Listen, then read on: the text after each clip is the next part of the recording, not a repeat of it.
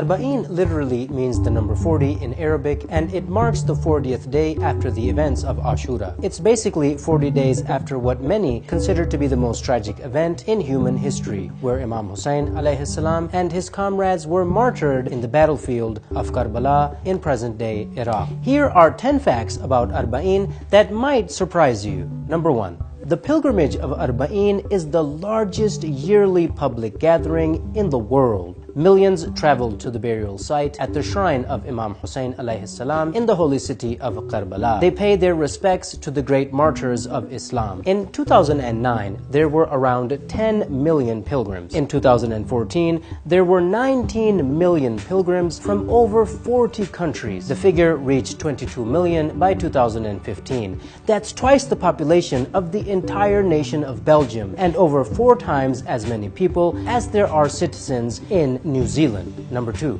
According to tradition, the first such gathering took place in the same year that Imam Hussein alayhi salam was martyred. In 61 year Hijri, Jabir ibn Abdullah Ansari, a Sahaba of the Holy Prophet, made a pilgrimage to the burial site of Imam Hussein alayhi salam. According to traditions, Jabir's visit coincided with that of Imam Hussein's successor and son, Imam Ali ibn Hussein Zain al-Abidin, and the surviving female members of the Holy Prophet Muhammad's family. Number 3.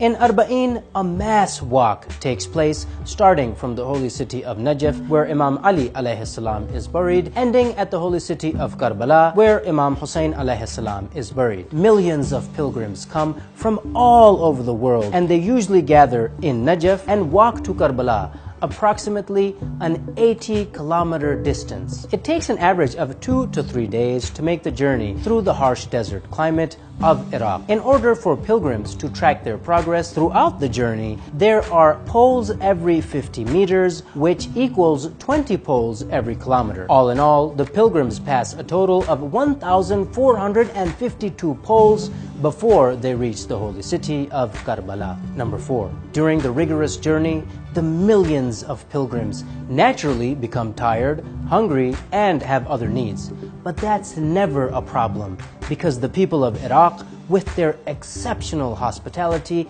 take excellent care of Imam Hussein's visitors. Incredible supplies of food, small clinics, and even dentists are available for pilgrims, and they all provide their services for free. Doctors and nurses from all around the world, including the country of Iraq, will volunteer to assist the pilgrims wherever they might need help. Along the road to Karbala, many mokibs are set up.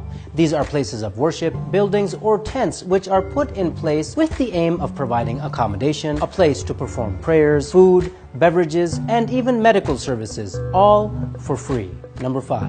The Arba'in pilgrimage is for everyone, men and women, old and young, poor and wealthy. All will attend the pilgrimage and even the walk. Even many disabled people will also attend to express their admiration and love for Imam Hussein. In fact, the walk is not only for Shias, but for Sunnis as well. And why stop there? In reality, Muslims from all denominations, as well as many non-Muslims and Christians, also attend the Arba'in procession, recognizing Imam Hussein alayhi salam to be a universal symbol of humanity and justice. Number 6.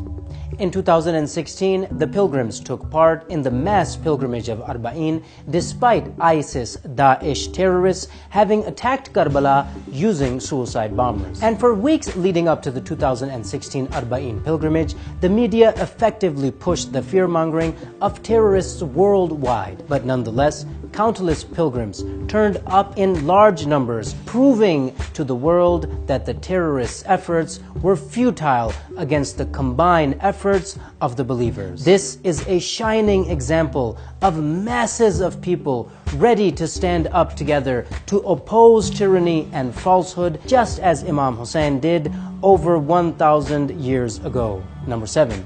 Arba'in is not only commemorated in Iraq, rather it is commemorated all over the world.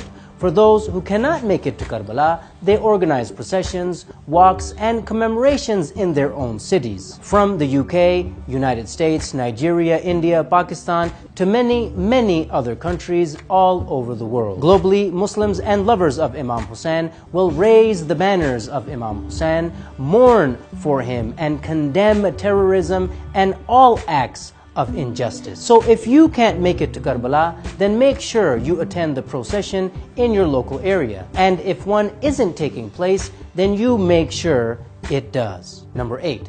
Throughout history, tyrants have attempted to ban the Arba'in procession. For example, during Saddam Hussein's rule, it was forbidden to mark Arba'in publicly for nearly 30 years. If you're a tyrant dictator, you're not gonna want millions of people commemorating a martyr who rose up against tyranny. That's why they tried to suppress the Arba'in pilgrimage, because the Arba'in pilgrimage is a renewal of our oath to Imam Hussein and his mission to oppose injustice and oppression wherever you are. Number 9, they don't want you to attend. On the one hand, the enemies of humanity use fear tactics like falsely hyping up ISIS-Daesh terrorists to try to stop people from attending. On the other hand, the imperialist Zionist world powers and their takfiri puppets try to make sure that they paint the event of Arba'in as something sectarian in nature, something to do with a specific sect in Islam which does not concern the wider Muslim Ummah and humanity. In other words, they do everything in their power to try and stop you from attending the pilgrimage. The message of Karbala and Arba'in is in fact precisely opposite to what they try to present it as being sectarian or religion specific. It is in fact universal and all about solidarity, unity, love, mutual respect, empathy, justice, spirituality, camaraderie, individual and societal awakening, and about combining our positive forces against the enemies of humanity. Number 10.